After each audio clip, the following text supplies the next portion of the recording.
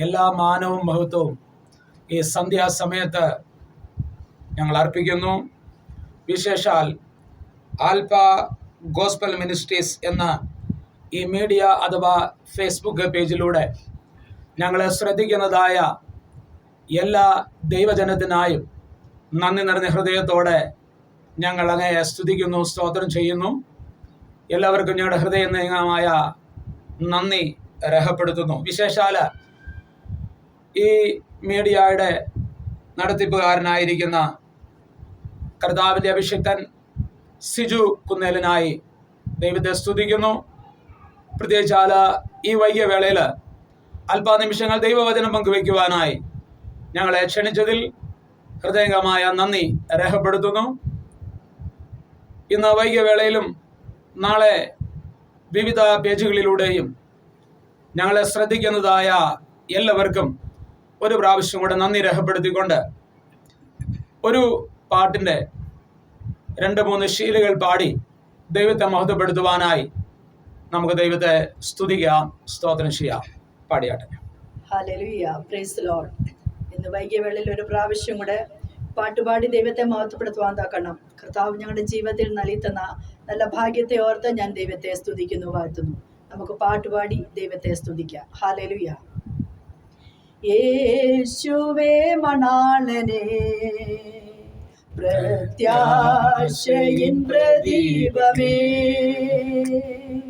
യേശുവേ മണാളനെ പ്രത്യാശയിൻ പ്രദീപമേ, എന്നാശയൊന്നു മാത്രമേ നിന്നെ കാണുവാൻ തേജസ്സിൽ, എന്നാശയൊന്നു മാത്രമേ നിന്നെ കാണുവാൻ തേജസ്സിൽ. കണ്ടിടും കണ്ടിടും പ്രിയനെ ഞാൻ കണ്ടിടും, അന്യനല്ല സ്വന്തം കണ്ണാൽ തന്റെ മുഖം കണ്ടിടും. കണ്ടിടും കണ്ടിടും പ്രിയനെ ഞാൻ കണ്ടിടും, അന്യനല്ല സ്വന്തം കണ്ണാൽ തന്റെ മുഖം കണ്ടിടും. യേശുവേ മണാളനെ പ്രത്യാശയിൻ പ്രദീപമേ, യേശുവേ മണാളനെ പ്രത്യാശയിൻ പ്രദീപമേ, മൺമറഞ്ഞ സിദ്ധരും ജീവനോടിരിക്കും ശുദ്ധരും, പിന്നിൽ കാഹളം ധ്വനിക്കുമ്പോൾ മണ്ണിൽ നിന്നും വാനിൽ പോകുമേ. പിന്നിൽ കാഹളം ധ്വനിക്കുമ്പോൾ മണ്ണിൽ നിന്നും വാനിൽ പോകുമേ. കണ്ടിടും കണ്ടിടും പ്രിയനെ ഞാൻ കണ്ടിടും, അന്യനല്ല സ്വന്തം കണ്ണാൽ തന്റെ മുഖം കണ്ടിടും. കണ്ടിടും കണ്ടിടും പ്രിയനെ ഞാൻ കണ്ടിടും, അന്യനല്ല സ്വന്തം കണ്ണാൽ തന്റെ മുഖം കണ്ടിടും. യേശുവേ മണാളനെ പ്രത്യാശയിൻ പ്രദീപമേ, യേശുവേ മണാളനെ പ്രത്യാശയിൻ പ്രദീപമേ. ഉയർപ്പിൻ സുപ്രഭാതത്തിൽ ദൂതരേ നാമിട്ടും സംഘത്തിൽ, ആപ്പൻ കിരീട കൂട്ടത്തിൽ എന്റെ പേർ വിളിക്കും നേരത്തിൽ, ആപ്പൻ കിരീട കൂട്ടത്തിൽ എന്റെ പേർ വിളിക്കും നേരത്തിൽ. കണ്ടിടും കണ്ടിടും പ്രിയനെ ഞാൻ കണ്ടിടും, അന്യനല്ല സ്വന്തം കണ്ണാൽ തന്റെ മുഖം കണ്ടിടും. കണ്ടിടും കണ്ടിടും പ്രിയനെ ഞാൻ കണ്ടിടും, അന്യനല്ല സ്വന്തം കണ്ണാൽ തന്റെ മുഖം കണ്ടിടും. യേശുവേ മണാളനെ പ്രത്യാശയിൻ പ്രദീപമേ, മണാളനേ പ്രത്യാശയിൻ പ്രദീപമേ എന്നോട്ടവും അധ്വാനവും ഞാൻ കാത്തതാം വിശ്വാസവും എന്നോട്ടവും അധ്വാനവും ഞാൻ കാത്തതാം വിശ്വാസവും വ്യക്തമല്ലാതു നിശ്ചയം വേഗം കാണുമെൻ മണാളനേ വ്യക്തമല്ലാതു നിശ്ചയം വേഗം കാണുമെൻ മണാളനേ കണ്ടിടും പ്രിയനെ ഞാൻ കണ്ടിടും അന്യനല്ല സ്വന്ത കണ്ണ തന്റെ മുഖം കണ്ടിടും പ്രിയനെ ഞാൻ കണ്ടിടും അന്യനല്ല സ്വന്ത കണ്ണാൽ തന്റെ മുഖം കണ്ടിടും യേശുവേ മണാളനേ പ്രത്യാശയിൻ പ്രദീപമേ യേശുവേ മണാളനേ പ്രത്യാശയിൻ പ്രദീപമേ യേശുവേ മണാളനേ പ്രത്യാശയിൻ പ്രദീപമേ. Praise the Lord. ഹല്ലേലൂയ. ഒരു പ്രാവശ്യം കൂടെ ഈ സന്ധ്യാവേളയിൽ പ്രേക്ഷിതരായി തിരുവചനം ശ്രദ്ധിക്കുന്ന എല്ലാ പ്രിയ ദൈവജനത്തോടുമുള്ളതായ സ്നേഹവും വാത്സല്യവും ഈ തരുണത്തിൽ അറിയിക്കുന്നു. പ്രാർത്ഥനയോടെ നമുക്ക് ദൈവസന്നിധിയിലായിരിക്കാം. അല്പനിമിഷങ്ങൾ തിരുവചനം ധ്യാനിപ്പാൻ ദൈവകരങ്ങളിൽ നമ്മെ തന്നെ സമ്പൂർണമായി സമർപ്പിക്കാം. ഈ സന്ദേശം പ്രാരംഭ സമയം മുതൽ വളരെ ശ്രദ്ധയോടെ കേൾക്കണമേ എന്ന് ഞാൻ ദൈവനാമത്തിൽ അപേക്ഷിക്കുന്നു. സാധാരണ ഒരു മെസ്സേജ് കേൾക്കുന്നത് പോലെ ഇതിനെ തള്ളിക്കളയാതെ വളരെ ഗൗരവബോധത്തോടും പ്രാർത്ഥനയോടും കൂടെ ദൈവസന്നിധിയിൽ സമ്പൂർണമായി നമ്മെ തന്നെ സമർപ്പിച്ചുകൊണ്ട് തിരുവചനം കേൾക്കുവാൻ ദൈവകരങ്ങളിലേക്ക് സമ്പൂർണമായി സമർപ്പിക്കുമ്പോൾ തന്നെ എന്നോട് സംസാരിക്കണമേ. എൻ്റെ ജീവിതത്തിൽ ഈ സന്ദേശം ഒരു വലിയ മാറ്റത്തിന് കാരണമായി തീരുവാൻ, എൻ്റെ സഭയ്ക്ക് ഒരു അനുഗ്രഹമായി തീരുവാൻ, ഞാൻ ദൈവരാജ്യത്തിന് ഒരു അനുഗ്രഹമായി തീരുവാൻ കർത്താവെ സഹായിക്കണമേ എന്നുള്ള പ്രാർത്ഥനയോടെ നമുക്ക് ദൈവസന്നിധിയിലായിരിക്കാൻ സമ്പൂർണമായി സമർപ്പിക്കാം. ഈ സന്ധ്യാവേളയിൽ ഞാൻ ഇപ്രകാരം എൻ്റെ ഒരു തലക്കെട്ടായി പറയുവാൻ തക്കവണ്ണം ആഗ്രഹിക്കുകയാണ്. പ്രാർത്ഥനയ്ക്ക് മറുപടിയും മഹാസന്തോഷമുണ്ടാകുവാനുള്ള കാരണം. പ്രാർത്ഥനയ്ക്ക് മറുപടിയും മഹാസന്തോഷമുണ്ടാകുവാനുള്ള കാരണം, അഥവാ തിരുനിവാസത്തെ സന്തോഷിപ്പിക്കുന്നതായ, തിരുനിവാസത്തിൽ കേട്ട പ്രാർത്ഥന അത് എപ്രകാരമായിരുന്നു, അതിൻ്റെ പിൻ പശ്ചാത്തലം എന്താണ്? അപ്പോൾ തന്നെ ഒരു കാര്യം കൂടെ പറയുവാൻ ആഗ്രഹിക്കുകയാണ്. എഗിസ്കിയാവിൻ്റെ ദൈവപ്രസാദമുള്ളതായ പ്രവൃത്തികൾ എന്തെല്ലാമായിരുന്നു? ഈ കാര്യങ്ങളെല്ലാമായിരിക്കും ഈ സന്ദേശത്തിലൂടെ നമ്മൾ കേൾക്കുവാൻ പോകുന്നത്. ഈ വ്യത്യസ്ത നിലകളിലുള്ളതായ ടൈറ്റിലുകൾ നമ്മുടെ ജീവിതത്തിൽ നിശ്ചയമായും അനുഗ്രഹം പ്രാപിപ്പാനിടയായി തീരുമെന്ന് ഞാൻ വിശ്വസിക്കുന്നു. വേഗത്തിൽ നമുക്ക് 2-ാമത്തെ ദിനവൃത്താന്ത പുസ്തകം അതിൻ്റെ 30-ാം അധ്യായത്തിൻ്റെ 26-27 വാക്യങ്ങൾ ദൈവസന്നിധിയിൽ വായിക്കാം. ദിനവൃത്താന്ത പുസ്തകമാണ് 2-ാമത്തെ പുസ്തകം, അതിൻ്റെ 30-ാം അധ്യായത്തിൻ്റെ 26-27 വാക്യങ്ങളിൽ എങ്ങനെ എഴുതിയിരിക്കുന്നു: അങ്ങനെ യെരൂശലേമിൽ മഹാസന്തോഷമുണ്ടായി. ഇസ്രായേൽ രാജാവായ ദാവീദിന്റെ മകൻ ശലോമോന്റെ കാലം മുതൽ ഇതുപോലെ യെരൂശലേമിൽ സംഭവിച്ചിട്ടില്ല. ഒടുവിൽ ലേവ്യരായ പുരോഹിതന്മാർ എഴുന്നേറ്റ് ജനത്തെ അനുഗ്രഹിച്ചു.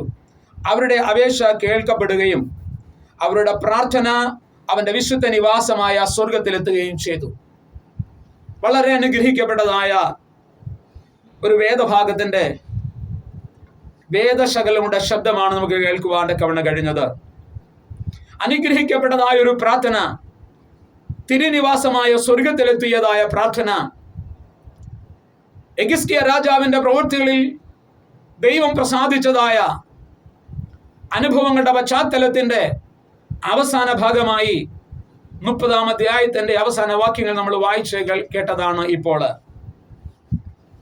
ഇതിന്റെ ഭൂമിക ഒന്ന് പറയുവാനൊക്കെ വേണം ഞാൻ ആഗ്രഹിക്കുന്നു. യെരുശലേം ആലയം അടയ്ക്കപ്പെട്ടു. ഉസിയാവ് ആലയത്തിൽ ധൂപം കയറി, അല്ലെങ്കിൽ ധൂപം കാണിക്കുവാൻ കയറി എന്ന് മാത്രമല്ല, അവൻ കോപിച്ചു, കുഷ്ഠം പിടിച്ച് ആലയത്തിൽ നിന്ന് പുറത്താക്കപ്പെട്ടു. 2 ദിനവൃത്താന്തം 26:18 മുതൽ 21 വരെയുള്ള വാക്യങ്ങളിൽ ഇത് നമുക്ക് കാണുവാൻ കഴിയും. രണ്ടാമത്തെ കാര്യം, അതിനുശേഷം വന്നതായ അവന്റെ മകൻ യോഥാം ആലയത്തിലേക്ക് കടന്നതേയില്ല. അതും ഈ 2-ാമത്തെ ദിനവൃത്താന്ത പുസ്തകം അതിന്റെ 27-ന്റെ 2-ാം വാക്യത്തിൽ വളരെ വ്യക്തമായി എഴുതിയിട്ടുണ്ട്. അപ്പൻ ധൂപൻ കാട്ടുവാൻ ആലയത്തിനകത്ത് കയറി നിന്നു, കോപിച്ചു, കുഷ്ഠരോഗിയായി മരിക്കേണ്ടി വന്നു. മകൻ ആലയത്തിലേക്ക് കടക്കുവാൻ പോലും തുനിയഞ്ഞില്ല. ആലയത്തിന്റെ അവസ്ഥ പരിതാപകരമായ സ്ഥിതിയിലേക്ക് മാറുവാനൊക്കെ ഇടയായി തീർന്നു. തുടർന്ന് ജനം വഷളത്വം പ്രവർത്തിച്ച് കൊണ്ടേയിരുന്നു എന്ന് പറഞ്ഞാൽ അതൊരു കണ്ടിന്യൂവേഷൻ ആയിട്ട് അവിടെ നമുക്ക് കാണുവാൻ കഴിയും. അപ്പൻ ആത്മീയ ജീവിതത്തിൽ കാണിച്ചതായ തെറ്റ് അടുത്ത തലമുറയെ ആരാധനാലയത്തിലേക്ക് പ്രവേശിപ്പാൻ കഴിയാതിരുന്നപ്പോൾ ആത്മീയത തകർച്ചയിലേക്ക് മാറി, വളരെ പരിതാപകരമായ അനുഭവത്തിലേക്ക് മാറി. അല്പം കൂടെ നമ്മൾ മുൻപോട്ട് വായിക്കുമ്പോൾ അവന്റെ മകനായ, അഥവാ യോഥാമിന്റെ മകനായ ആഹാസ് വിഗ്രഹാരാധനയിലേക്ക് ജനത്തെ നയിച്ചു. അതും 28-ാം അധ്യായത്തിന്റെ 1 മുതൽ 4 വരെയുള്ള വാക്യങ്ങൾ നമുക്ക് കാണുവാൻ കഴിയും. ആഹാസ് യഹോവയുടെ ആലയത്തിലെ, അല്ലെങ്കിൽ ആലയത്തിൽ നിന്നും, രാജധാനിയിൽ നിന്നും, പ്രഭുക്കന്മാരുടെ പക്കൽ നിന്നും കവർന്നെടുത്ത് ദൈവഹിതമല്ലാത്ത പ്രവർത്തനങ്ങൾ ചെയ്തു. അശൂർ രാജാവിന് കൊടുക്കുവാനൊക്കെ വണ്ണം ഇടയായിത്തീർന്നു. പിന്നീട് ദേവാലയത്തിലെ ഉപകരണങ്ങളെ ഉടച്ചു കളഞ്ഞു, ആലയത്തിന്റെ വാതിൽ അടച്ചു കളഞ്ഞു, അന്യദേവന്മാർക്ക് ധൂപം കാട്ടി അവർക്ക് വേണ്ടി പൂജാഗിരികൾ ഉണ്ടാക്കി കൊടുത്തു. അപ്പൊ നോക്കണം, വെല്ലുപ്പച്ചൻ, അപ്പൻ, മകൻ, അല്ലെങ്കിൽ കൊച്ചുമോന്റെ കാലം വന്നപ്പോൾ ആരാധനാലയത്തിന്റെ വാതിലുകളും അടച്ചു കളഞ്ഞു. പ്രിയമുള്ളവരെ, ആത്മീയ പരാജയത്തിന്റെ ഒരു പരമ്പര നമുക്കവിടെ കാണുവാൻ കഴിയും. എന്നെ ശ്രദ്ധിക്കുന്ന പ്രിയമുള്ളവരെ, നാം ദൈവനാമത്തിന് വേണ്ടി ചുമല് കൊടുത്തെങ്കിൽ മാത്രമേ അടുത്ത തലമുറ ആത്മീയതയിൽ വളരുവാനായി നമ്മൾ എന്തെങ്കിലും ഒന്ന് അവർക്ക് വെച്ചു കൊടുക്കേണ്ടത് ആവശ്യമാണ്. നമ്മളിൽ ഉണ്ടാകുന്ന പാപ്പരത്വങ്ങൾ, പരാജയങ്ങൾ അടുത്ത തലമുറയെ കാര്യമായി ബാധിക്കുമെന്ന് മാത്രമല്ല, അതിൽ അപ്പുറത്തേക്ക് കാര്യങ്ങൾ നീങ്ങുമെന്നുള്ളതും ഞാൻ ഇപ്രകാരം ഓർപ്പിക്കുവാൻ ആഗ്രഹിക്കുകയാണ്. അഥവാ ഇത്തരുണത്തിൽ നിങ്ങളെ ഞാൻ ഓർപ്പിക്കുന്നു. അപ്പൊ ഇങ്ങനെ ആരാധന അവസാനിച്ചു, ആത്മീയ പാപ്പരത്വം സംഭവിച്ചു, ആരാധനാലയത്തിന്റെ വാതിൽ അടയ്ക്കപ്പെട്ടു, ആരാധന നിന്നുപോയി, ആത്മീയമായ തകർച്ചയുടെ അവസാനത്തെ നെല്ലിപ്പലകിലേക്കും, അല്ലെങ്കിൽ അവസാനത്തെ തലത്തിലേക്കും ജനം ഇറങ്ങിപ്പോകേണ്ടി വന്നു. ഇങ്ങനെ ഇരിക്കുന്നതായ ഒരു പശ്ചാത്തലത്തിലാണ്, അല്ലെങ്കിൽ ആരാധന പൂർണ്ണമായും അവസാനിച്ചതായ ഒരു തലത്തിലാണ് യെഹിസ്കീയാവിനെ ദൈവം യഹൂദയുടെ രാജാവായി എഴുന്നേൽപ്പിക്കുന്നത്, കൊണ്ടുവരുന്നത്. അവൻ ആഹാസിന്റെയും അബിയായുടെയും മകനായിരുന്നു. ഇനി 25-ാം വയസ്സിൽ യെഹിസ്കീയാവ് രാജാവായി. 29 വർഷം യഹൂദയിൽ രാജാവായി വാണു. ദൈവം അവന്റെ പ്രാർത്ഥനയ്ക്ക് കൊടുത്ത മറുപടിയും അവന്റെ പ്രാർത്ഥന തിരുനിവാസത്തിൽ എത്തിച്ചേരുവാണ്ടൊക്കെ വണ്ണമിടയായിത്തീർന്നു. അഥവാ അക്കാലത്ത് അവനോടുകൂടെ നിന്ന് പ്രാർത്ഥിച്ചതായ ദൈവജനത്തിന്റെ മുഴുവൻ പ്രാർത്ഥനയും സ്വർഗത്തിലെ ദൈവം കേൾക്കുവാനിടയായെങ്കിൽ അതിന്റെ പിന്നിലെ ചരിത്രം എന്താണെന്നാണ്, അത് നമ്മോട് എന്താണ് സംസാരിക്കുന്നത് എന്നാണ് ഈ രാത്രികാലം ഞാൻ ഓർപ്പിക്കുവാൻ ആഗ്രഹിക്കുന്നത്. ഒന്ന്, യെഹെസ്കേയാവ് ചെയ്തതായ കാര്യങ്ങൾ, അല്ലെങ്കിൽ ആ പ്രാർത്ഥനയ്ക്ക് മറുപടി ഉണ്ടാകുവാനുള്ള കാരണങ്ങൾ. ദീർഘമായ നാളുകൾ അടഞ്ഞുകിടന്നതായ യെരുശലേം ദേവാലയത്തിന്റെ വാതിലുകൾ അവർ തുറക്കുവാനിടയായി തീർന്നു. 2 ദിനവൃത്താന്ത പുസ്തകം 29-ാം അധ്യായത്തിന്റെ 3-ാമത്തെ വാക്യത്തിൽ എഴുതിയിരിക്കുന്നു, അവൻ ആരാധനാലയത്തിന്റെ വാതിലുകൾ തുറക്കുവാനിടയായി തീർന്നു. ഞാൻ വായിക്കുന്നു, അവൻ തന്റെ അപ്പനായ ദാവീദ് ചെയ്തതുപോലെ ഒക്കെയും യഹോവയ്ക്ക് പ്രസാദമുള്ളത് ചെയ്തു. അവൻ തന്റെ വാഴ്ചയുടെ 1-ാം ആണ്ടിൽ 1-ാം മാസത്തിൽ യഹോവയുടെ ആലയത്തിന്റെ വാതിലുകൾ തുറന്നു, അറ്റകുറ്റം തീർത്തു. പ്രിയമുള്ളവരെ, യെഹെസ്കേയാവ് ആദ്യം അപ്പൻ ചെയ്തത് എന്താണെന്നല്ല, ദൈവം അവനെ എഴുന്നേൽപ്പിച്ചു. ആത്മീയ പരാജയം സംഭവിച്ചതായ തലത്തില് എന്നെ ദൈവമാണ് ഈ തലത്തിലേക്ക് കൊണ്ടുവന്നത് എന്നുള്ളതായ വിശ്വാസം അവന്റെ ഹൃദയത്തിൽ ഉണ്ടായി.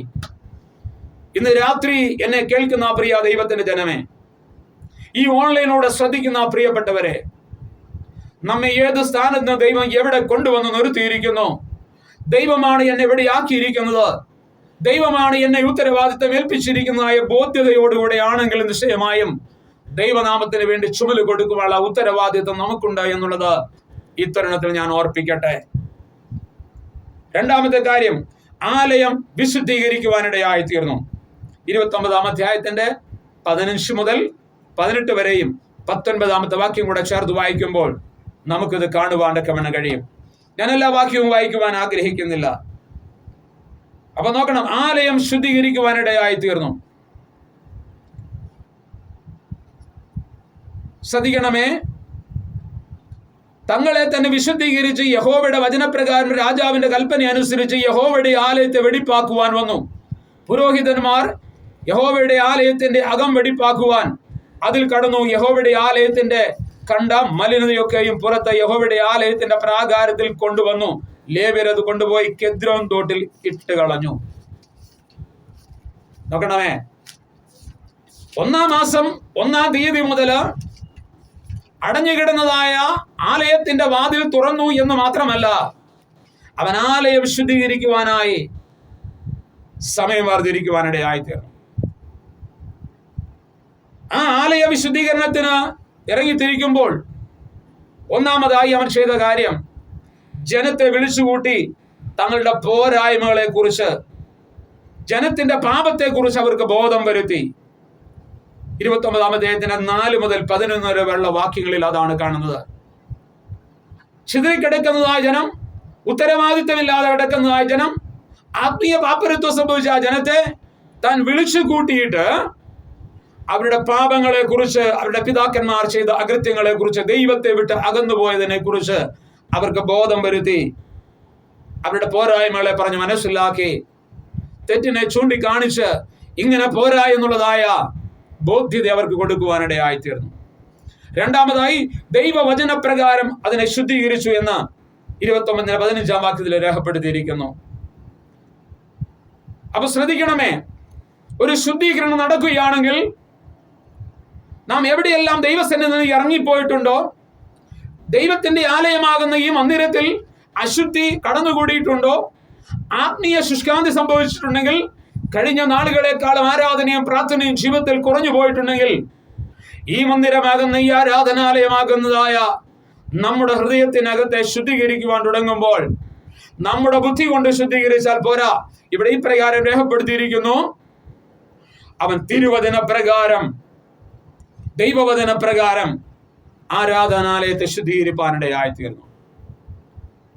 അപ്പൊ പാപത്തെ കുറിച്ച് ബോധം വന്നതായ ജനം ദൈവവചന പ്രകാരം ശുദ്ധീകരണം പ്രാപിക്കണം എന്ന് പറയാ. തിരുവചനം വായിച്ച് ദൈവാത്മാവ് നിങ്ങളെ ബോധ്യപ്പെടുത്തുന്നതായ കാര്യങ്ങളെ ജീവിതത്തിൽ ഏറ്റെടുത്തുകൊണ്ട് ക്രമീകരണം പ്രാപിച്ചുകൊണ്ട് വേണം ശുദ്ധീകരണം പ്രാപിക്കാൻ. നമ്മുടെ ബുദ്ധി കൊണ്ട് മാത്രം നമ്മൾ ശുദ്ധീകരണം പ്രാപിച്ചാൽ ആ ശുദ്ധീകരണം യഥാർത്ഥ പൂർത്തീകരണത്തിലേക്ക് നടക്കപ്പെടത്തില്ല. അല്ലെങ്കിൽ നയിക്കപ്പെടത്തില്ല. അപ്പോൾ അതുകൊണ്ട് ദൈവവചന പ്രകാരം നാം ശുദ്ധീകരണം പ്രാപിക്കണം. കർത്താവ് പറഞ്ഞു, ഇപ്പോൾ കേട്ട വചനപ്രകാരം നിങ്ങൾ ശുദ്ധിയുള്ളവരാകുന്നു. അപ്പൊ യഥാർത്ഥമായ ഒരു വ്യക്തി ശുദ്ധീകരണം പ്രാപിക്കുന്നത് ദൈവത്തിന്റെ ആത്മാവിനാലും ദൈവവചനത്താലും യേശുവിന്റെ രക്തത്താൽ കഴുകൽ പ്രാപിച്ചുകൊണ്ട് വേണം ശുദ്ധീകരണം പ്രാപിക്കുവാൻ. മാത്രമല്ല, അവരെ അഡ്വൈസ് ചെയ്തതായ അല്ലെങ്കിൽ അവർക്ക് നേതൃത്വം കൊടുത്തതായ രാജാവിന്റെ വാക്കുകളെ അവരനുസരിച്ചു. എന്ന് പറഞ്ഞ ലീഡറെ നമ്മൾ അനുസരിക്കുക. നമുക്ക് അഡ്വൈസ് തരുന്നതായ, നമുക്ക് മാർഗനിർദ്ദേശം നൽകി തരുന്നതായ നമ്മുടെ ദൈവദാസന്മാരെ, ദൈവം കൊടുത്തിരിക്കുന്നതായ ദൈവവചനങ്ങളെ അവരിലൂടെ നമ്മെ ഉപദേശിക്കുമ്പോൾ നമ്മളതിനെ ഏറ്റെടുക്കുകയും അനുസരിക്കുകയും ചെയ്യുവാനുള്ള ബാധ്യത നമ്മുടെ ജീവിതത്തിലുണ്ട് എന്ന് ഞാൻ ഓർപ്പിക്കട്ടെ. മൂന്നാമത്തെ കാര്യം, മലിനതകളെ എടുത്ത് കെദ്രോൻ തോട്ടിലിട്ട് കളഞ്ഞു. വാക്യം 16, 29 അധ്യായത്തിന്റെ 16 വാക്യം. മലിനതകളെ എടുത്തു കളഞ്ഞു, അതിനെ എന്നേക്കുമായി കെദ്രോൻ തോട്ടിലേക്ക് കൊണ്ടുപോയി കളഞ്ഞു. നിങ്ങളുടെ പാപങ്ങൾ എത്ര കടുഞ്ചൂപ്പുള്ളതായാലും അതിനെ ഹിമം പോലെ വെളുപ്പിക്കുന്നതായ ദൈവമുണ്ട്. മാത്രമല്ല, അതിനെ പിന്നെ ഞാൻ ഓർക്കയില്ല, സമുദ്രത്തിന്റെ ആഴങ്ങളിലേക്ക് ഇട്ടുകളയുന്ന അനുഭവത്തിൽ ദൈവം പിന്നെ അതിനെ കണക്കെടുത്തില്ല. പ്രിയമുള്ളവരെ, ഇത് മറ്റൊരു കാര്യം കൂടെ ഓർപ്പിക്കുന്നു. നാം ശുദ്ധീകരിക്കപ്പെടുന്നതായ കാര്യങ്ങളെ രണ്ടാമത് കൊണ്ടുവരുവാൻ ഇടവരുത്തരുത്. എന്നേക്കുമായി നമ്മളതിനെ ഏറ്റെടുത്ത് അതിനെ വിട്ടുകളയുവാനിടയായി തീരണം. അതിനെ എന്നേക്കുമായി നമ്മളെ നീക്കിക്കളയുവാണ്ടൊക്കെ വേണം, നമ്മിൽ നകറ്റിക്കളയുവാണ്ടൊക്കെ വേണം ഇടയായി തീരണം. അടുത്ത 4-ാമത്തെ കാര്യം, 8 ദിവസം കൊണ്ട് അത് ശുദ്ധീകരിപ്പാണ്ടൊക്കെ ഇടയായി തീരും. വാക്യം 17 എഴുതിയിരിക്കുന്നു, ആലയത്തിന്റെ കേടുപാടുകൾ, വസ്തുക്കളുടെ കേടുപാടുകൾ നന്നാക്കി ഇങ്ങനെ 16 ദിവസം കൊണ്ട് 1-ാം മാസം 16-ാം തീയതി പൂർത്തീകരിപ്പാനിടയായിത്തീർന്നു. 8 ദിവസം കൊണ്ട് അത് വൃത്തിയാക്കി. എന്നാൽ അതിന്റെ മരാമത്ത് അല്ലെങ്കിൽ അതിന്റെ അറ്റകുറ്റപ്പണികൾ ചെയ്യുവാൻ, അത് നന്നാക്കുവാനൊക്കെ ഇടയായിത്തീർന്നു. പ്രിയമുള്ളവരെ, നമ്മുടെ ജീവിതത്തിന്മേൽ ഏതെങ്കിലും കാര്യങ്ങൾ ക്രമീകരണം വരുത്തുവാനുണ്ടെങ്കിൽ, ഏതെങ്കിലും കാര്യങ്ങൾ ചെയ്തു തീർക്കുവാനുണ്ടെങ്കിൽ, ഏതെങ്കിലും കാര്യങ്ങൾ കൊടുത്തു തീർക്കുവാനുണ്ടെങ്കിൽ, നമ്മുടെ മന്ദിരമാകുന്ന നമ്മുടെ ആലയത്തെ നമ്മൾ വിശുദ്ധീകരിക്കുമ്പോൾ ചില ക്രമീകരണങ്ങൾ ജീവിതത്തിൽ വരുത്തിയെടുക്കേണ്ടത് ആവശ്യമാണെന്ന് ഞാൻ ഓർപ്പിക്കട്ടെ. അപ്പോ യെഹിസ്കിയാവ് ചെയ്തത് ആലയം ശുദ്ധീകരിപ്പാനിടയാക്കി എന്ന് മാത്രമല്ല, അതിന്റെ പോരായ്മകളെ കുറിച്ച് ജനത്തിന് ബോധം വരുത്തി. ദൈവവചനപ്രകാരം അതിനെ ശുദ്ധീകരിച്ചു. മലിനകളെ പൂർണ്ണമായി മാറ്റി അതിനെ കെദ്രോൻ തോട്ടിലിട്ട് കളഞ്ഞു. നമ്മുടെ ജീവിതത്തിൽ നീക്കം ചെയ്യേണ്ടതിനെ നീക്കം ചെയ്യാതെ അതിനെ വച്ചുകൊണ്ടിരിക്കാനൊക്കെ ഇടയായി തീരരുത്. മാത്രമല്ല, 8 ദിവസത്തോളം അതിനെ ശുദ്ധീകരിക്കുകയും അറ്റകുറ്റപ്പണികൾ തീർക്കുകയും അതിനെ നന്നാക്കുകയും ചെയ്തു എന്നാണ് അവിടെ എഴുതിയിരിക്കുന്നത്. അപ്പോൾ നമ്മുടെ ജീവിതത്തിൽ ക്രമീകരണങ്ങളിലൂടെ വരുത്തേണ്ടത് ഏറ്റവും അത്യന്താപേക്ഷിതമാണ്. 3-ാമത്തെ കാര്യം യെഹിസ്കിയാവ് ചെയ്തത്, യാഗങ്ങളിലൂടെ പാപപരിഹാരം നടത്തി. എന്ത് ചെയ്തു? യാഗങ്ങളിലൂടെ പാപപരിഹാരം നടത്തി. ഒന്ന്, രാജാവിന് വേണ്ടിയും രാജ്യത്തിന് വേണ്ടിയും വിശുദ്ധ മന്ദിരത്തിന് വേണ്ടി യാഗങ്ങൾ നടത്തി. അത് വാക്യം 21. മാത്രമല്ല, അവൻ അഹരോന്യ പുരോഹിതന്മാരെയും ലേവ്യരെയും ശുശ്രൂഷയ്ക്കായിട്ട് നിയോഗിച്ചു. ആരാധനാലയത്തിന് വേണ്ടി, ആരാധനയ്ക്ക് വേണ്ടി ചെയ്ത ക്രമീകരണങ്ങളാണ് അവിടെ കാണിക്കുന്നത്. 21, 25 വാക്യങ്ങളിൽ അത് കാണുവാൻ കഴിയും. അഹരോന്യ പുരോഹിതന്മാരെ അതിനുവേണ്ടി, അഹരോന്യ പാരമ്പര്യത്തിലുള്ള പുരോഹിതന്മാരെ അതിനുവേണ്ടി നിയോഗിച്ചു. ഞാൻ ഇങ്ങനെ പറയാം, ദൈവത്താൽ നിയോഗിക്കപ്പെട്ടതായ, തിരഞ്ഞെടുക്കപ്പെട്ടതായ പുരോഹിതന്മാരെ അതിനുവേണ്ടി ഉത്തരവാദിത്തം ഏൽപ്പിച്ചു കൊടുക്കുവാനിടയായിത്തീർന്നു. ലേവ്യരെ അതിനുവേണ്ടി, വിളിയും തെരഞ്ഞെടുപ്പുമുള്ളവരെ അതിനുവേണ്ടി നിയോഗിച്ചാക്കുവാനിടയായിത്തീർന്നു. വാക്യം 23 ഇപ്രകാരമാണ് എഴുതിയിരിക്കുന്നത്, സർവസഭയും പാപപരിഹാരത്തിനായി യാഗമൃഗത്തിന്റെ മേലെ കൈവച്ചു.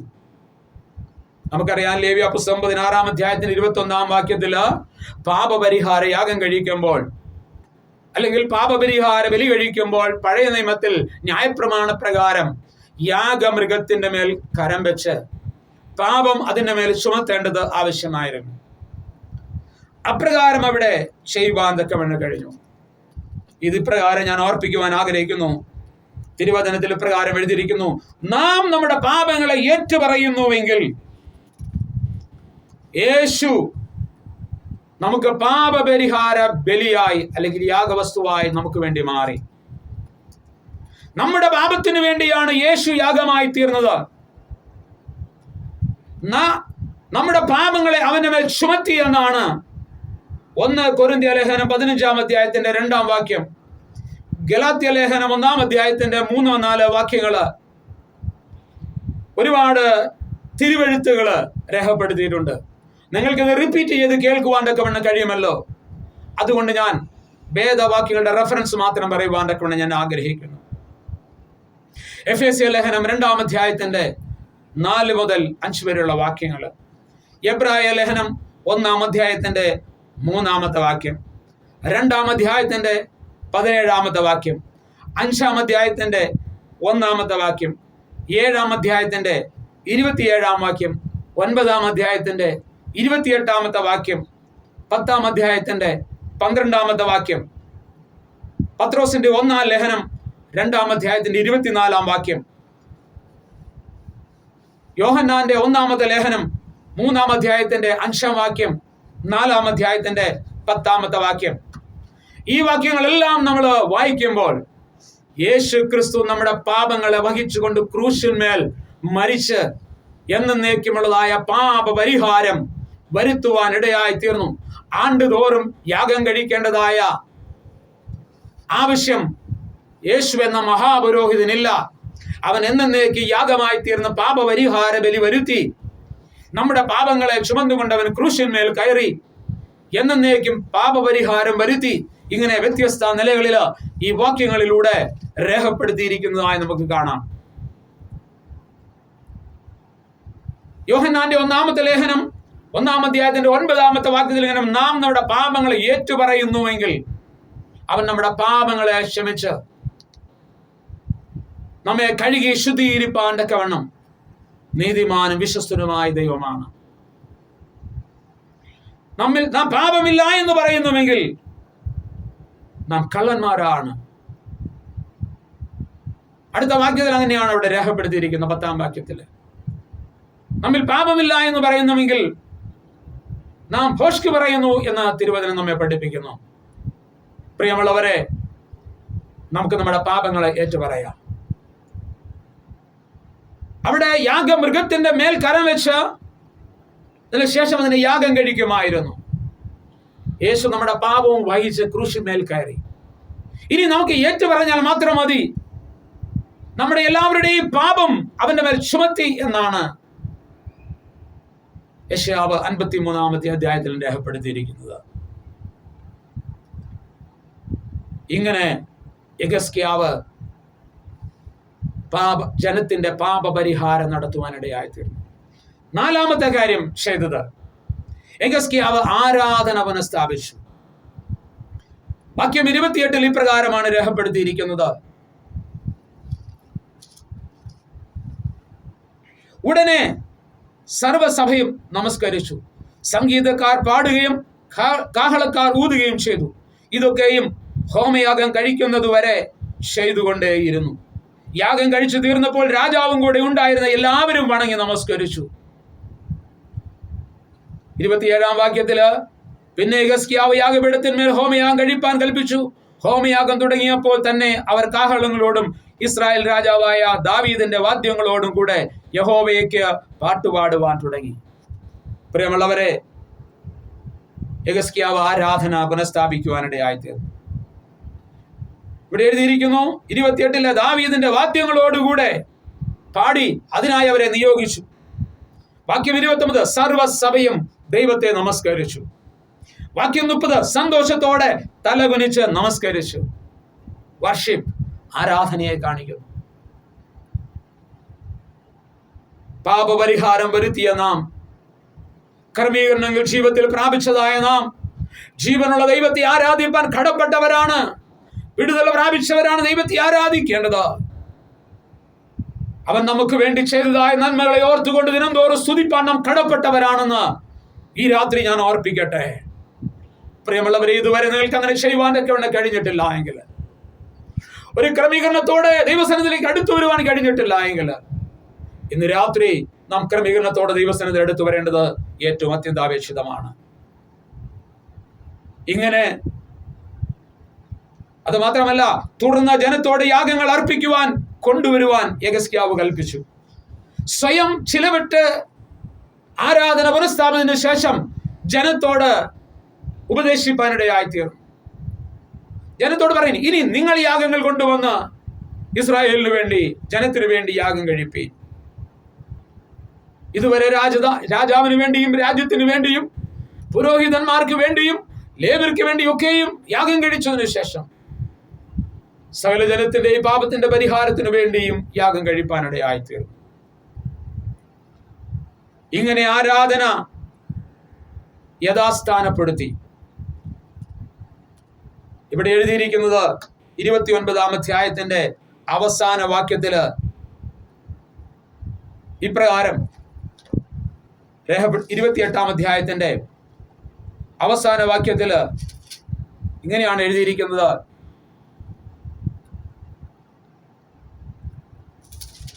സോറി 29-ാം അധ്യായത്തിന്റെ 36-ാമത്തെ വാക്യത്തില്, ദൈവം ജനത്തിന് ഒരുക്കി കൊടുത്തതിൽ യെഹിസ്കീയാവും സകല ജനവും സന്തോഷിച്ചു. കാര്യം ക്ഷണത്തിലല്ലോ നടന്നത്. കാര്യം ക്ഷണത്തിലല്ലോ നടന്നത്. ദീർഘനാളുകൾ കൊണ്ട് നടക്കാത്ത കാര്യങ്ങൾ ഞൊടിയിട കൊണ്ട്, ചുരുക്കം ചില ദിവസങ്ങൾ കൊണ്ട് കാര്യങ്ങളെല്ലാം യഥാസ്ഥാനപ്പെടുത്തുവാനിടയായിത്തീർന്നു, അല്ലെങ്കിൽ യഥാസ്ഥാനത്താകുവാനിടയായിത്തീർന്നു. പ്രിയമുള്ളവരെ, നിങ്ങൾ ജീവിതത്തിൽ ദൈവത്തിന് വേണ്ടി ഒന്നാം സ്ഥാനം കൊടുക്കുന്നുവെങ്കിൽ, ഞാൻ ഇപ്രകാരം അതിനോട് ചേർത്ത് പറയുവാൻ തക്കവണ്ണം ആഗ്രഹിക്കട്ടെ. ജീവിതത്തിൽ വിടുതൽ കാണാതെ കിടക്കാത്ത ചില വിഷയങ്ങളുണ്ടെങ്കിൽ, വിടുതൽ കാണാതെ കിടക്കുന്ന വിഷയങ്ങളുണ്ടെങ്കിൽ, ദൈവത്തിന് അല്പനിമിഷങ്ങൾ കൊണ്ട് അനേക കാര്യങ്ങളെ നമുക്ക് വേണ്ടി ചെയ്തു തരുവാനിടയായിത്തീരും. ഈ കാര്യങ്ങളൊക്കെ ഈ ക്ഷണത്തിൽ നടന്നെന്നാണ് രേഖപ്പെടുത്തിയിരിക്കുന്നത്. അങ്ങനെയാണെങ്കിൽ അസാധ്യങ്ങളെ സാധ്യമാക്കുന്ന ഒരു ദൈവമുണ്ട്. ദൈവനാമത്തിന് വേണ്ടി ചുമല് കൊടുക്കുമ്പോൾ, ഒരു ചുവട് വെക്കുമ്പോൾ, നീ ദൈവനാമത്തിന് വേണ്ടി ഏൽപ്പിച്ചു കൊടുക്കുമ്പോൾ, നിന്നെ കൊണ്ട് ചെയ്യാൻ കഴിയുന്നതിലും അപ്പുറത്തായുള്ള കാര്യങ്ങളെ ദൈവം നമ്മിലൂടെ ചെയ്തെടുപ്പാൻ തക്കവണ്ണം കഴിയും. എന്റെ കാര്യങ്ങൾ കൊണ്ട് ഇത് ചെയ്യുവാൻ തക്കവണ്ണം കഴിയത്തില്ല, എന്നെ കൊണ്ട് ഇത് അസാധ്യമാണ്, ഇതിനുള്ള പ്രാപ്തി എനിക്കില്ല, കഴിവില്ല എന്ന് പറഞ്ഞ് മാറിയിരിക്കുന്ന ആരെങ്കിലും ഉണ്ടെങ്കിൽ, ഹല്ലേലൂയ, ദൈവനാമത്തിന് വേണ്ടി ജീവിതത്തിൽ പ്രഥമ സ്ഥാനം കൊടുക്കുമ്പോൾ ഇന്ന് രാത്രി അത്ഭുതങ്ങളെ നിനക്ക് വേണ്ടി ചെയ്യുവാൻ തക്കവണ്ണം കഴിയും. അടഞ്ഞു കിടക്കുന്ന വാതിലുകൾ നിനക്ക് വേണ്ടി തുറക്കപ്പെടും. നാൾ കൊണ്ട് പ്രാർത്ഥിച്ചിട്ട് മറുപടി ഇല്ലാത്ത വിഷയങ്ങൾക്ക് വേണ്ടി അത്ഭുതങ്ങളെ പ്രവർത്തിക്കും.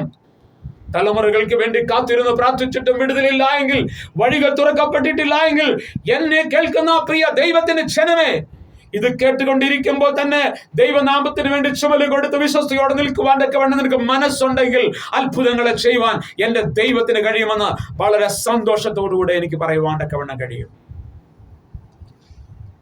അടുത്ത കാര്യം ഇങ്ങനെയാണ് രേഖപ്പെടുത്തിയിരിക്കുന്നത്. യെഹിസ്കീയാവ് ചെയ്ത 5-ാമത്തെ കാര്യം, മുടങ്ങിക്കിടന്ന പെസഹ ആചരിച്ചു. അതാണ് 2 ദിനവൃത്താന്ത പുസ്തകത്തിന്റെ 30-ാം അധ്യായം മുഴുവൻ അതിനെക്കുറിച്ചാണ് രേഖപ്പെടുത്തിയിരിക്കുന്നത്. 30-ാം അധ്യായത്തിന്റെ 2-ാം വാക്യത്തിൽ, പുരോഹിതന്മാർ ശുദ്ധീകരിക്കുകയും ജനം ഒരുമിച്ച് കൂടാതെയും, പുരോഹിതന്മാർ ശുദ്ധീകരിക്കാതെയും ജനം ഒരുമിച്ച് കൂടാതെയും ഇരുന്നതിനാൽ ആലയം അടഞ്ഞു കിടക്കുന്നതിനാലും പെസഹ ആചരിച്ചിരുന്നില്ല. നാളുകളുണ്ട് പെസഹ ആചരിപ്പാൻ കഴിഞ്ഞിട്ടില്ല. ഒന്നാമത് താൻ ചെയ്ത കാര്യം, എല്ലാ ഇസ്രായേലിലും പരസ്യം ചെയ്തു. വാക്യം 5, 6 മുതൽ 9 വരെയുള്ള വാക്യങ്ങളിൽ ദൈവത്തെ തിരയേണ്ടതിന്റെ ബോധ്യതയും പെസഹ ആചരിക്കേണ്ടതിനെ കുറിച്ചും അവരെ ഉത്ബോധിപ്പിച്ചു അഥവാ പ്രബോധിപ്പിച്ചു. ഇവിടെയും 2-ാമത്തെ പ്രാവശ്യം യെഹിസ്കീയാവ് എല്ലാ ജനത്തെയും വിളിച്ചുകൂട്ടി. ഓട്ടാളന്മാർ മുഖാന്തരം ലെറ്റർ കൊടുത്തയച്ചു. അതിനെക്കുറിച്ചുള്ളതായ അറിയിപ്പ്, ഒരു വിവരണം തന്നെ ജനത്തിന് കൊടുത്തു. അതാണ് 30-ാം അധ്യായത്തിന്റെ പ്രാരംഭ ഭാഗങ്ങളിൽ രേഖപ്പെടുത്തിയിരിക്കുന്നത്. 7-ാം വാക്യം മുതൽ അതിൻ്റെ 9-ാം വാക്യം വരെയും അതിനെക്കുറിച്ചുള്ള വിവരണം നമുക്ക് അവിടെ കാണാം. അപ്പൊ ദൈവത്തെ തിരയേണ്ടതിന് അവരെ ബോധിപ്പിച്ചു, പെസഹ ആചരിക്കേണ്ടതിനും അവരെ ഉത്ബോധിപ്പിക്കുവാനിടയായി തീർന്നു. അടുത്ത കാര്യം 14-ാം വാക്യത്തില് അന്യാരാധനയുടെ ബലിപീഠങ്ങളെ നീക്കിക്കളഞ്ഞു. 15-ാം വാക്യത്തില് 2-ാം മാസം 14-ാം തീയതി പെസഹ അവരെ ആചരിച്ചു, അറുത്തു, പെസഹ കുഞ്ഞാടിനെ അറുത്തു. വാക്യം 17-ൽ വിധി പോലെ വിശുദ്ധീകരിച്ച് പെസഹ ആചരിപ്പാൻ കഴിയാത്തവർക്ക് വേണ്ടി ഇടിവിൽ നിന്ന് മധ്യസ്ഥ അണയ്ക്കുന്നതായ യെഹെസ്കേയാവിനെ നമുക്ക് കാണുവാൻ കഴിയും. കാരണം വേണ്ടവണ്ണം ഒരുക്കത്തോടെ കാര്യങ്ങൾക്ക് യാഥാർത്ഥ്യത ബോധ്യത ലഭിക്കാതെ പലർക്കും പൂർണ്ണമായി വിശദീകരിപ്പാൻ തക്കവണ്ണം കഴിഞ്ഞില്ല എന്ന് അവിടെ രേഖപ്പെടുത്തി. എങ്കിലും ആ ബോധ്യതയുള്ള ജനത്തിന് വേണ്ടി യെഹെസ്കേയാവ് ഇടിവിൽ നിന്ന് പ്രാർത്ഥിക്കുന്നത്, മധ്യസ്ഥ അണയ്ക്കുന്നത് കാണുവാൻ തക്കവണ്ണം കഴിയും. ഇവിടെ നമുക്ക് വേണ്ടി അറുക്കപ്പെട്ട പെസഹ കുഞ്ഞാടിനെ നമ്മൾ ഓർക്കണം. 2, അതിലായിരിക്കണം നമ്മൾ സന്തോഷിക്കേണ്ടത്. അവനെ നമ്മൾ സേവിക്കണം, അത് നമ്മൾ ഏറ്റെടുക്കണം. ഈ പെസഹ അവിടെ ആചരിക്കുമ്പോൾ നമ്മളെ ഓർക്കണം, നമ്മുടെ പെസഹ കുഞ്ഞാടും അറുക്കപ്പെട്ടുവല്ലോ. ഇനി നമ്മളൊരു പെസഹ ആചരിക്കേണ്ട ആവശ്യമില്ല, എന്നാൽ അറുക്കപ്പെട്ട കുഞ്ഞാടിനെ നമ്മൾ ഓർക്കുക, അത് നമ്മുടേതായി നമ്മൾ ഏറ്റെടുക്കുക, അവനെ മാത്രം നമ്മൾ സേവിക്കുക. ഇതിലൂടെയാണ് നാം അതിനെ ഹല്ലേലൂയ സ്മരിക്കുവാനും കർത്താവിനെ മഹിമപ്പെടുത്തുവാനും ഇടയായി തീരുന്നത്. യേശു നമുക്ക് വേണ്ടി യാഗമായി തീർന്നുകൊണ്ട് ഇനിയൊരു യാഗം കഴിച്ചൊരു പെസഹ ആചരിക്കേണ്ട ആവശ്യമില്ല. അതുകൊണ്ട് പ്രിയമുള്ളവരെ, നമ്മുടെ പെസഹ കുഞ്ഞാട് അറുക്കപ്പെട്ടിരിക്കെ അവൻ സ്വയയാഗമായി പാപപരിഹാര രക്തവുമായി പിതാവിന്റെ അടുക്കിലേക്ക് കയറി ചെന്ന് ഏത് സമയത്തും കൃപാസനത്തോട് അടുത്ത് ചെയ്യാനുള്ള അവകാശം നമുക്ക് നൽകി തന്നിരിക്കുകയാണ്. നമുക്ക് ആ പെസഹ എന്ന് ഓർക്കുവാൻ തക്കവണ്ണം കഴിയുമോ? അറുക്കപ്പെട്ട കുഞ്ഞാടിനെ ഓർക്കുവാൻ കഴിയുമോ? നമുക്ക് വേണ്ടി തകർക്കപ്പെട്ടവനെ ഓർക്കുവാൻ തക്കവണ്ണം കഴിയുമോ? അവന്റെ മരണത്തെ ഒന്ന് ഏറ്റെടുക്കാൻ കഴിയുമോ? അങ്ങനെയെങ്കിൽ നിശ്ചയമായും ആ പെസഹയെ നമ്മൾ ഉൾക്കൊള്ളുന്നവരായി തീരുവാൻ ഇടയായി തീരും. ഇങ്ങനെ ക്രമീകൃതമായ ഈ അൻഷയ കാര്യങ്ങളെ യെഹെസ്കേയാവ് ചെയ്തപ്പോഴാണ് അതിന്റെ അവസാനത്തെ 26-27 വാക്യങ്ങൾ എഴുതിയിരിക്കുന്നത്. ഇങ്ങനെ പ്രാർത്ഥനയ്ക്ക് മറുപടിയും യഹൂദയിൽ മഹാസന്തോഷവും അവരുടെ പ്രാർത്ഥന വിശുദ്ധ നിവാസമായ സ്വർഗത്തിൽ എത്തുകയും ചെയ്തു. വിശുദ്ധ നിവാസത്തിൽ എത്തിയ പ്രാർത്ഥനയെന്ന് മറ്റ് ഒരു പ്രാർത്ഥനയെ കുറിച്ചും ഇപ്രകാരം രേഖപ്പെടുത്തിയിട്ടില്ല. അനേകരുടെ പ്രാർത്ഥനയ്ക്ക് മറുപടി ലഭിച്ചിട്ടുണ്ട്, സ്വർഗം അത് കേട്ടിട്ടുണ്ട്, സ്വർഗത്തിന്റെ കരം ചലിച്ചിട്ടുണ്ടെങ്കിലും ഇവിടെ ഇതാ വളരെ വ്യക്തമായി വസ്തുനിഷ്ഠമായി രേഖപ്പെടുത്തിയിരിക്കുന്നു. അവിടെ പ്രാർത്ഥനയ്ക്ക് മറുപടി ഉണ്ടായി, മഹാസന്തോഷമുണ്ടായി. അവരുടെ പ്രാർത്ഥന വിശുദ്ധ നിവാസമായ സ്വർഗത്തിൽ എത്തുകയും ചെയ്തു എന്ന് രേഖപ്പെടുത്തിയിരിക്കുന്നു. നമ്മുടെ കുറിവാക്യം നമ്മൾ പ്രകാരമാണ് വായിച്ചത്. സ്വർഗത്തിൽ എത്തപ്പെട്ടതായ പ്രാർത്ഥന. അതിന്റെ കാരണം എന്താണെന്ന് ചോദിച്ചാൽ, യെഹെസ്കേയാവ് തന്നെ ഏൽപ്പിച്ചു കൊടുത്ത് ചെയ്തതായ 5 കാര്യങ്ങളെ ഞാൻ പറയുവാൻ ഇടയായിത്തീർന്നു. 1, ദൈവാലയത്തിന്റെ അടഞ്ഞുകിടക്കുന്ന വാതിലുകളെ തുറന്നു. 2, ആലയം വിശുദ്ധീകരിച്ചു. ഈ മന്ദിരം നമ്മൾ വിശുദ്ധീകരിക്കപ്പെടണം. ദൈവത്തിന് വേണ്ടി വാതിലുകൾ തുറന്നു കൊടുത്തിട്ടില്ല എങ്കിൽ നാം വാതിലുകളെ തുറന്നു കൊടുത്ത് യേശുവിന്റെ രക്തം കൊണ്ട് കഴുകി ശുദ്ധീകരണം പ്രാപിക്കണം. 3, യാഗങ്ങളിലൂടെ പാപപരിഹാരം നടത്തി. യേശു പാപപരിഹാര യാഗം നമുക്ക് വേണ്ടി നടത്തി. ഇനി നമ്മൾ അവന്റെ രക്തത്താൽ ശുദ്ധീകരണം പ്രാപിക്കണം. 4, യെഹെസ്കേയാവ് ആരാധന പുനഃസ്ഥാപിച്ചു. ശുദ്ധീകരണം പ്രാപിച്ചതായ നാം ദൈവസന്നിധിയില് ഹല്ലേലൂയ ആരാധിക്കുകയും പ്രാർത്ഥിക്കുകയും ചെയ്ത് നിരന്തരം മുൻപോട്ട് പോകണം. 5-ാമത്തെ കാര്യം, മുടങ്ങിക്കിടന്ന പെസഹ ആചരിച്ചു. പ്രിയമുള്ളവരെ, നമ്മുടെ ജീവിതത്തിൽ ദൈനംദിനം ഈ പെസഹ കുഞ്ഞാടിനെ ഓർക്കണം. അവന്റെ ക്രൂശുമരണത്തെ നമ്മൾ ഏറ്റെടുക്കണം, അതിൽ വിശ്വസിക്കണം, അവനെ സേവിക്കണം, അവനെ ആരാധിക്കണം. അപ്രകാരം നമ്മൾ മുൻപോട്ട് പോകണം. ഇങ്ങനെ വിധി പോലെ നമ്മൾ ചെയ്തപ്പോൾ ആണ് ഹല്ലേലൂയ അവിടെ സ്വർഗം തുറന്ന പ്രാർത്ഥന കേട്ടത്. നാം ഒരു ദൈവവേദനാണെങ്കിൽ നിശ്ചയമായും ദൈവം നമുക്ക് വേണ്ടി പ്രവർത്തിക്കും. മാത്രമല്ല, യെഹെസ്കേയാവ് ചെയ്ത ചില കാര്യങ്ങളെ ഞാൻ കമ്പിവാചകത്തിൽ പറയട്ടെ. ആലയത്തിന്റെ പടിവാതിലുകൾ തുറന്നു എന്ന് പറഞ്ഞു.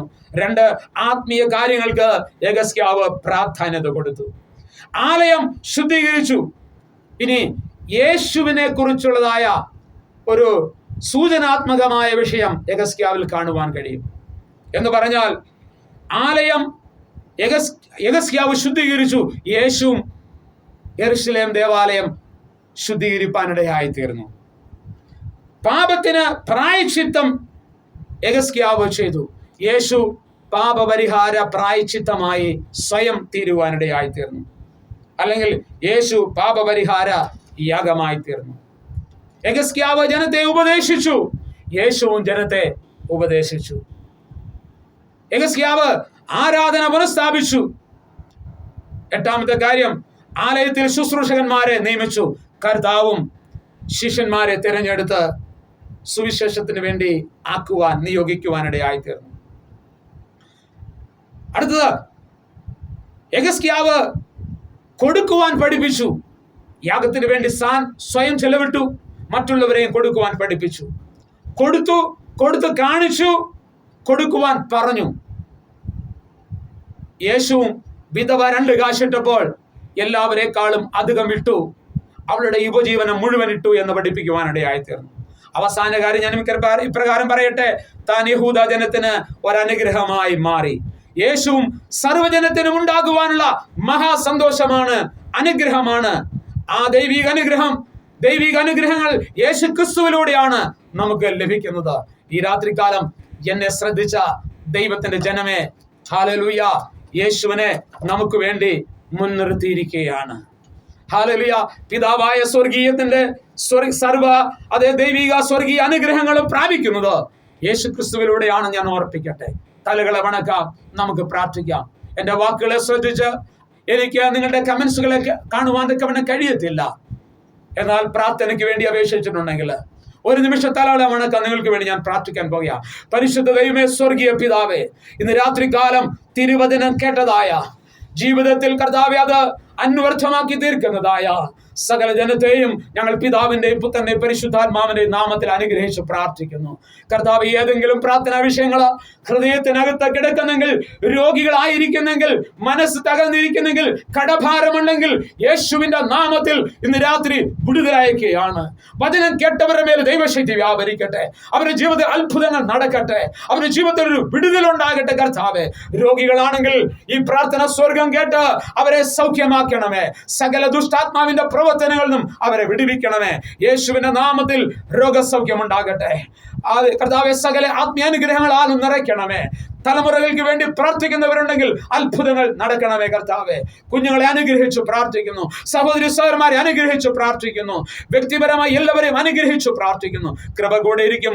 ഈ വചനങ്ങളാൽ സ്വർഗത്തിലെ ദൈവത്തോട് ഞങ്ങളെ അനുഗ്രഹിക്കുന്നതിനായി സ്തോത്രം ചെയ്യുന്നു. സർവ്വതും ഞങ്ങൾക്കായ ജീവനെ തന്നവനും അവിടുത്തെ പൊന്നോമന കുമാരനും ഞങ്ങളുടെ വീണ്ടെടുപ്പുകാരനുമായ യേശു ക്രിസ്തുവിന്റെ നാമത്തിൽ അപേക്ഷിക്കുന്നു.